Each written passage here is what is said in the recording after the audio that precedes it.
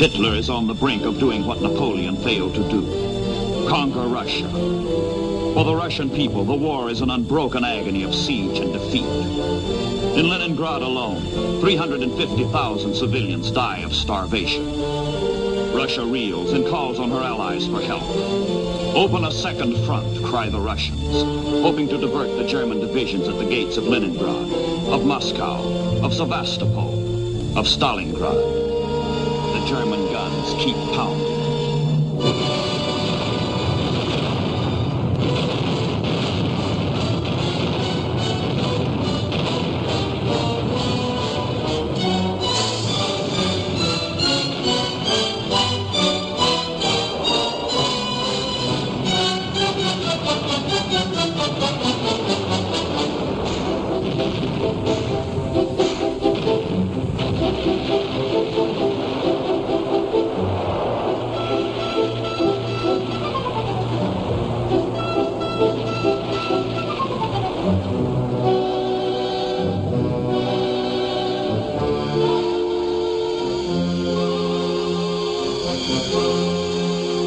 In Washington, the Russian appeal comes in a black hour.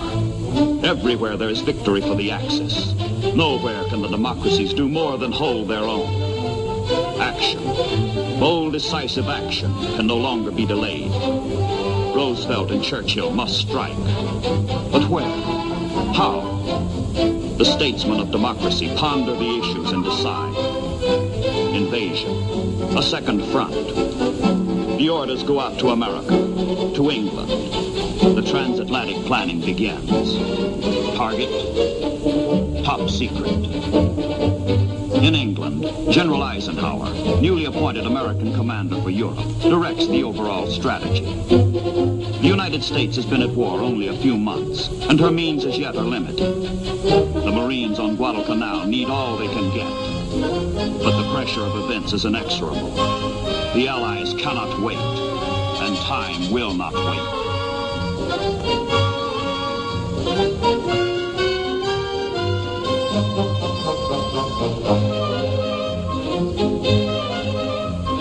In October, troops embark at English ports for the first joint Anglo-American offensive in World War II.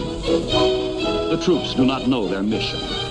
They do not know that they are one prong of a sweeping double thrust at the Axis in North Africa. The secret course is south, into the Mediterranean.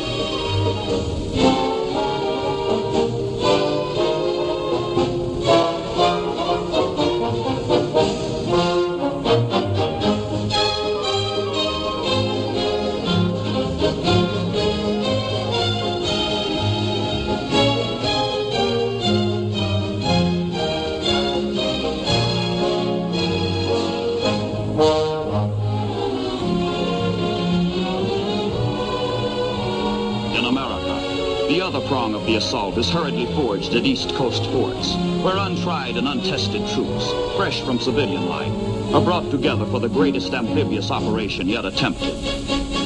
4,000 miles of hostile sea lie between the crystal sands of Virginia, the granite rocks of Maine, and the far shore of North Africa.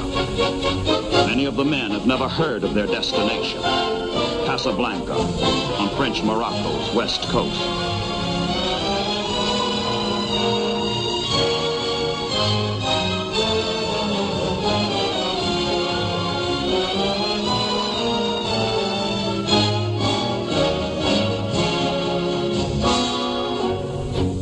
Most of the troops have never been to sea before, and half the young sailors of the convoy are sailing the ocean for the first time.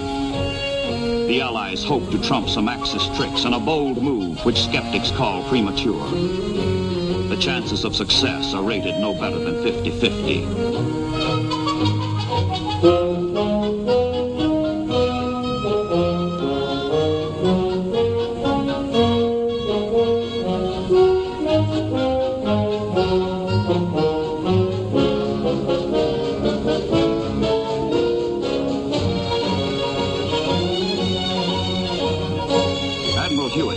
The American task force.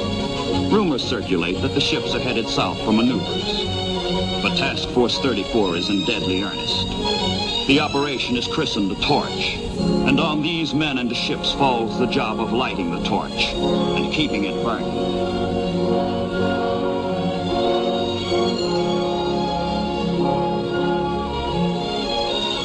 From America, from England, 650 ships and the 2 convoys plod their precarious way, converging slowly on the whole northwest corner of Africa, moving jointly toward the target. Zigzagging past the submarine packs by day, steaming straight by night, the ships make the longest voyage ever ventured by an amphibious force. Get the soldiers across the vast and perilous sea safely. Land them on the barren and uncertain beaches safely. That is the sailor's job.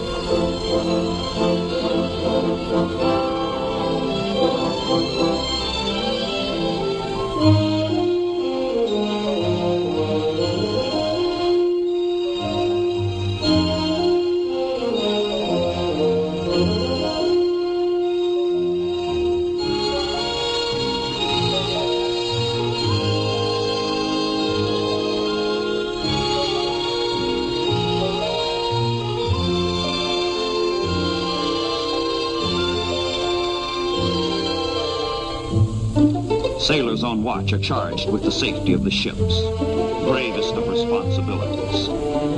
But in the transports, the troops have little to do except relax, fool around, wait, and try to forget what is ahead.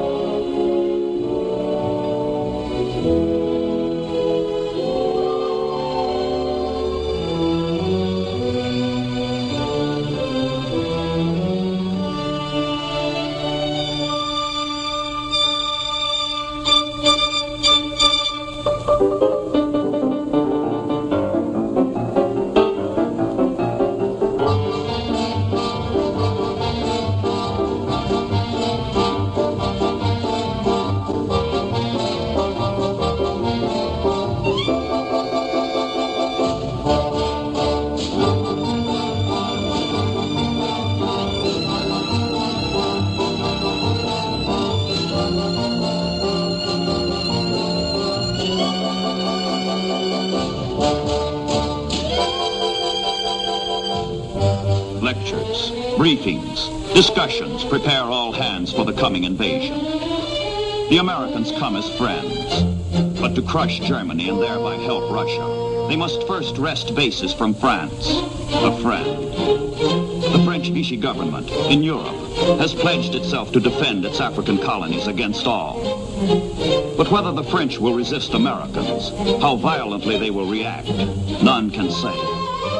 So the friendly